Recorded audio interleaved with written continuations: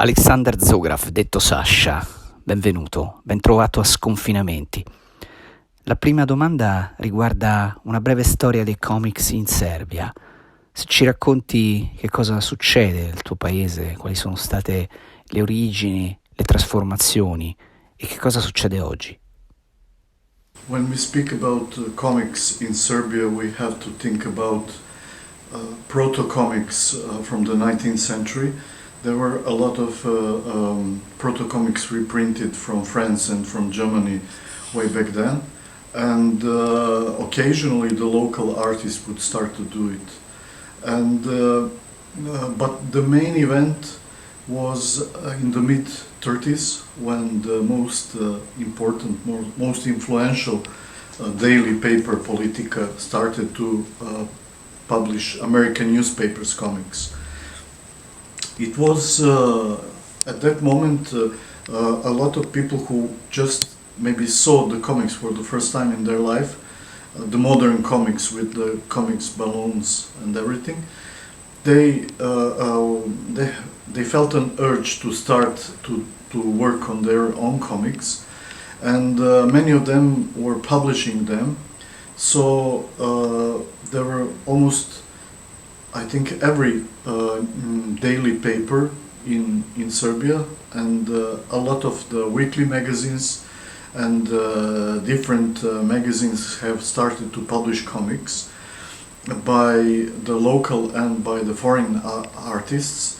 And which was interesting, there were dozens of local artists who made up local scene connected with Belgrade, and they published also in the comics magazines which started to get published there.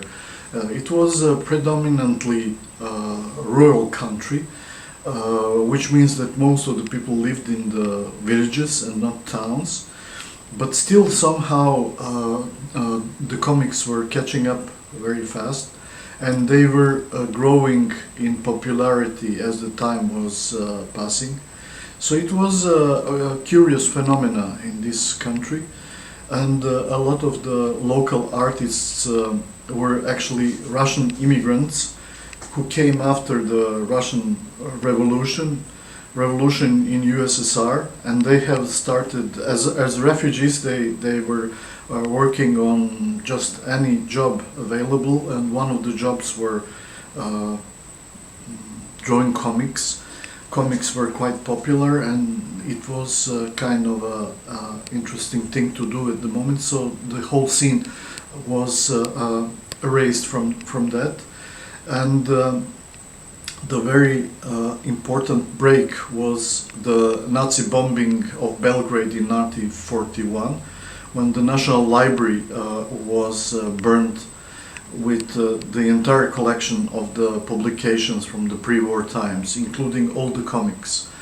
And so after that, after all the political turmoils and after the finish of the Second World War, the comics were starting to gaining in popularity again in the 1950s.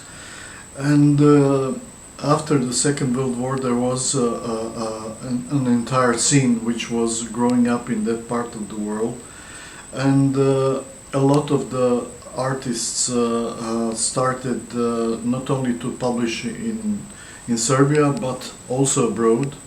So we have some of the names which are quite familiar, I think, worldwide, like Enki Bilal, who became one of the major cartoonists in France, or today Nina Bunjevac, who is, or Bunjevac as she's sometimes pronounced, is the artist from Serbia, but also part of the Canadian scene, which became worldwide known.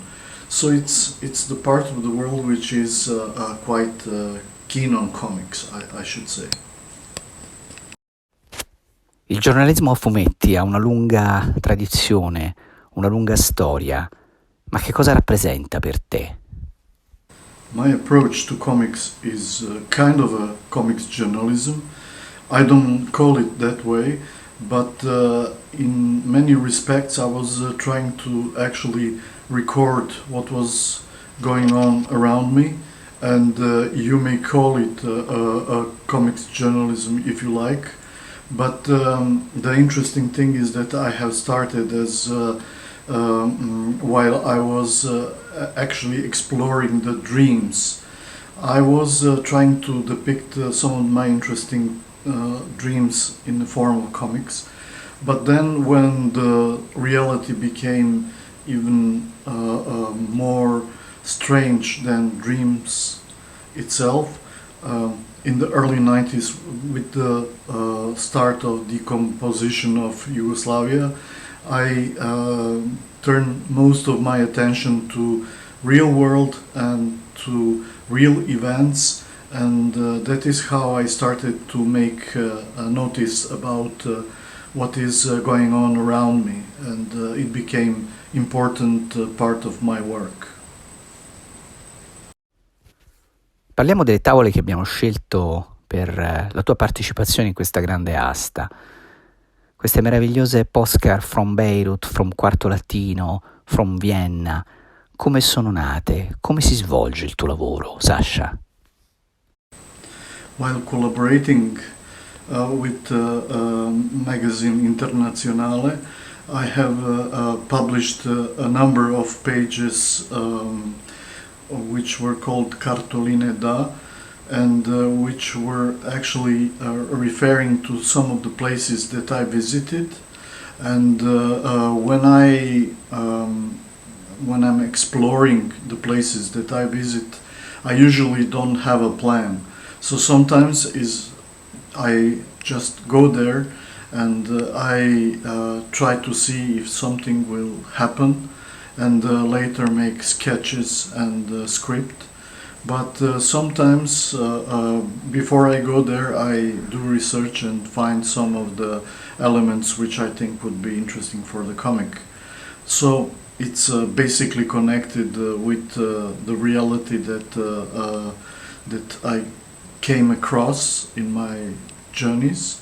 And for example, the comics about Quarto d'Altino, Vienna or Beirut, it's just parts of the things that I visited, and the experiences have became comics. So in some way my life is turning into comics, and my comics are actually recording my life, and both of these things, they became inseparable in this way or another. Regards from Serbia, queste tavole straordinarie nate durante i bombardamenti della NATO, le cosiddette bombe intelligenti, un momento storico importantissimo, un momento storico drammatico. Me ne fai la storia? Some of my pages were actually made during the NATO bombing of Serbia in 1999. What happened actually is that Pančevo, the town where I live, became one of the most frequent targets of the NATO bombing, and because of the industrial part of the town, you may say that it's an industrial heart of the country as well. So as I live very close to industrial zone, I became some sort of a reporter from what was going on. And it was the American cartoonist Chris Ware who actually asked me to start a series which would speak about everyday occurrences during the bombing, and that's how Regards from Serbia were made. It's basically made during the time when we had electricity, because the transformers were also bombed, and you had to do it that fast because it was the time of the slow internet, so you had to think fast and to send messages as fast as you can. But anyway, these pages became a kind of a document of the time, of the situation, and it was probably the first time in the world that somebody was making art in the town which was destroyed by somebody's air forces, and simultaneously, because my comics were also published in some of the American independent magazines, so simultaneously these materials were published in the country where the planes were coming from. So this material has also a kind of a documentary and emotional value to me and for many people who were getting through this situation. And I think it speaks about the stupidity of war and of the interventionist politics, I think, because these bombings was destroying a country.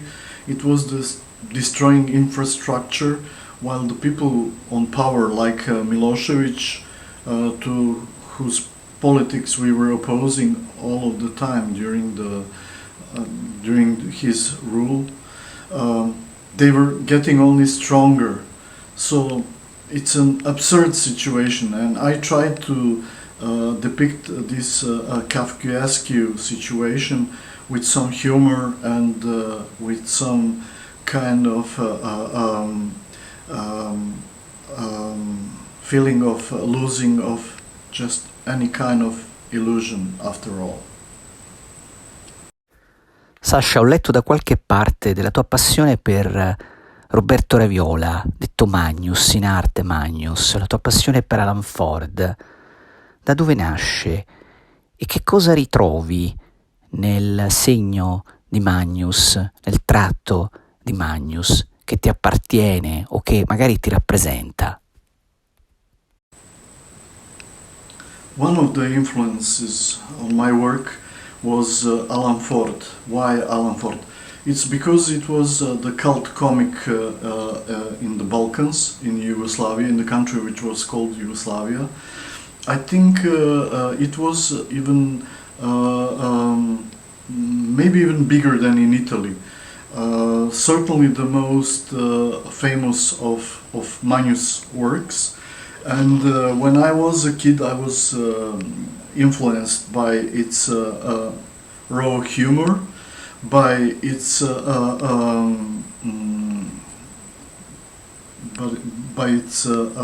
depiction of the modern world as a hellish place, and also as a kind of a satiric view of the modern life we are living.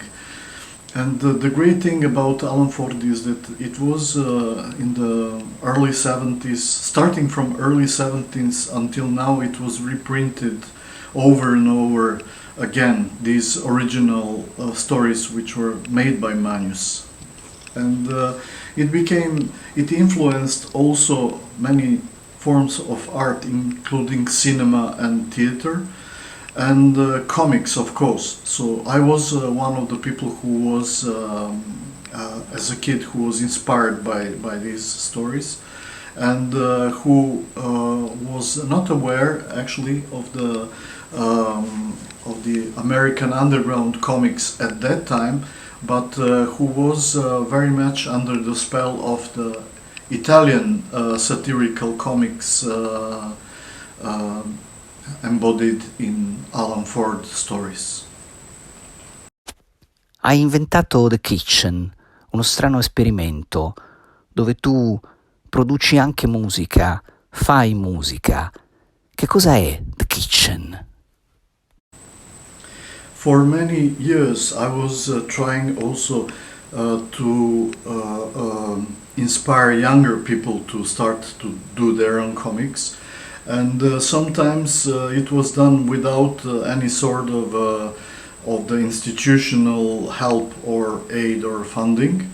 So, for example, shortly before the bombing, NATO bombing started in '99, I gathered younger cartoonists in my own kitchen, and it was a workshop that was actually called The Kitchen, and it was do-it-yourself made concept. It's enough to have a big enough table for several people to sit in front of that table and to start to draw and to talk about comics. And I think it was something that was good as a way of exchange of information, and it definitely, I think, convinced some of the younger cartoonists from Pančeva and from Belgrade and from other towns to start to work on their own stuff.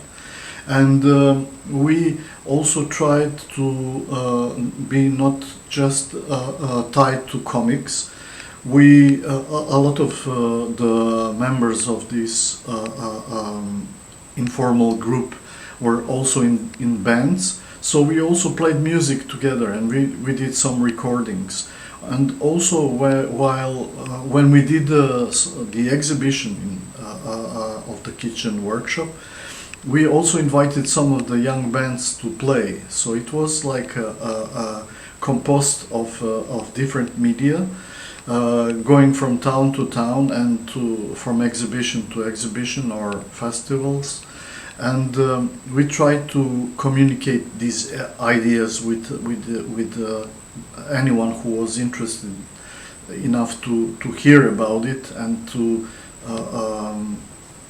get the works by these people. And I think it shows that if you want to change something, if you want to make some impact in your surroundings, you don't actually have to have a lot of money. You have to have a goodwill, and you need to speak to the people directly, sometimes on the streets, and to try to share the ideas with them. And that was what the kitchen was all about, do-it-yourself project. Poi ci sono i Flock of Dreamers, un esperimento di collaborazione internazionale fra autori di comics, fra autori di fumetti, che parte da Robert Crumb e passa per Terry Guitar, per Charles Alverson. Questa idea del sogno che entra dentro la tavola dei fumetti, cartoonist come Pat Moriarty, Chris Lehner, Bob Catman, che cosa ha rappresentato per te questa avventura chiamata Flock of Dreamers?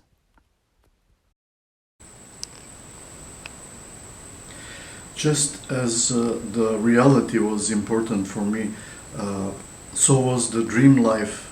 The dream experiences had a great effect on my personality and my work. And I have started in the late 80s as what turned out later to be the circle of people who were independently trying to depict some of their interesting dreams into comics. And that is how I slowly, when I started to publish my comics, first in the States in the early 90s, I was getting in touch with other people who did also experiment with dreams and comics simultaneously, combining these two things. And some of them were Rick Veitch and Jim Woodring from the States, and David B. from France, and many other people who were trying to explore this field. And in the 90s, I also co-edited a book which was called Flock of Dreamers, and the book was an anthology of dream-related comics, which were actually made by different artists from different countries. and they all try to explore to present some of their interesting dreams into form of comics. And this was an interesting thing because this made a communication about dreams and about comics in a larger scale, in an international scale. And we had, for example, Robert Crumb as somebody who was also in this experimenting in this vein. So the collection of comics, which was called Flock of Dreamers, and which was co-edited by Bob Catman, American cartoonist, and myself, was published with Kitchen Sink Press, American publisher, in 97-98. And it collected a lot of dream comics from around the world, including Francesca German di Massimo Semerano from Italy. And we had Crumb, of course, and many other artists who were speaking about their dreams. And it turned out that speaking about exploring your dream reality is something which is connected with consciousness, and it's universal. It's part of the universal experience. Everybody has dreams, and it's very easy. It's very good to present it in the form of comics, because comics could they also rely on your imagination. So it's a good way to actually present your experiences, which were interesting or valuable, I should say, regarding dreams, and transpose them into comics. E allora adesso ci chiediamo in questa domanda: quali sono i tuoi maestri, quali i tuoi riferimenti culturali nel mondo del comics? My comics are, of course, to some extent connected with journalism, because I track things which are around me and I try to fix them on the pages of the comics. And it's partly connected with dreams, but the big portion of what I do is actually connected with psychological states, such as emotions or deep evaluation of life and of the society. So it's a kind of a psychological comic in a way. My comics, which were published with Fantagraphics books, the series of comics was called Psychonaut, and in Italy it was Psiconauta, and I tried to travel inside myself and to find out not only who I am, but what is the world that I live in, what are our societies, what is our culture and how it manifests, and how it reflects on my comics. Of course, I had there were many influences from the past and from the present in my work, especially early American newspaper comics like Winsor McCay. It had a strong impact on me, because it was the time when people were really excited about comics. It was something which was new, which was fresh and exciting, very new, very worth exploration. But of the new artists, I'm definitely most influenced by Robert Crumb, and his lifetime achievement in comics is something that was pushing me further all the time. And I had a very good occasion that I met these artists on several occasions, and I also was his host when he was presenting his work on the big exhibition in Belgrade. So we are aware of each other, and if I can say, his art is, I think, one of the biggest influences on whatever I ever did in comics. Hai uno stile che vorrei definire quasi psicanalitico, ma pieno anche di figure allegoriche. C'è mai stato nel tuo lavoro una relazione, per esempio, con artisti come Art Spiegelman? Of course, people like Art Spiegelman had an influence on me, especially because I was trying to actually refer on the past events, and especially on the traumatic past, such as World War II, for example, and Holocaust. I did comics which were referring on these topics, and the reason is that I think many of the frustrations, many of the bad feelings, many of the heroic and good feelings in our world, they have originated in this period. And it was very interesting to see how it was actually reflecting our own thoughts and our imagination for decades. And at the same time, it retained a mystery, a kind of a mystery to us. And even now we are trying to reflect on it, and even now we are trying to understand what really happened. And I think it also shaped our society in some way. It shaped our psychology because of the very difficult things that happened, and our societies because it was the time of the most horrifying projects which we ever experienced in the Western world, such as fascism and Nazi politics. And it's still something that is a matter of our thinking about who we are as a culture and where we are going. And part of this quest is actually reflecting in my comics. It's just that I'm not using the usual way. I like to explore a lot flea markets, and I find a lot of material on the flea market, especially because flea markets are the places where you can actually explore the subconsciousness of the society, and this is something which I find very exciting. And a lot of the comics were based on the letters made by the unknown people to me, but who were telling about their experiences.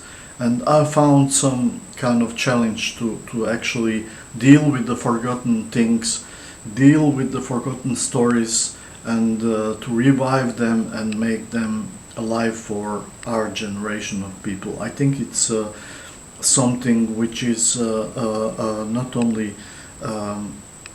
exciting but also thought-provoking, and something that makes you think about where we are heading to, and what is our position in the society and the world in general.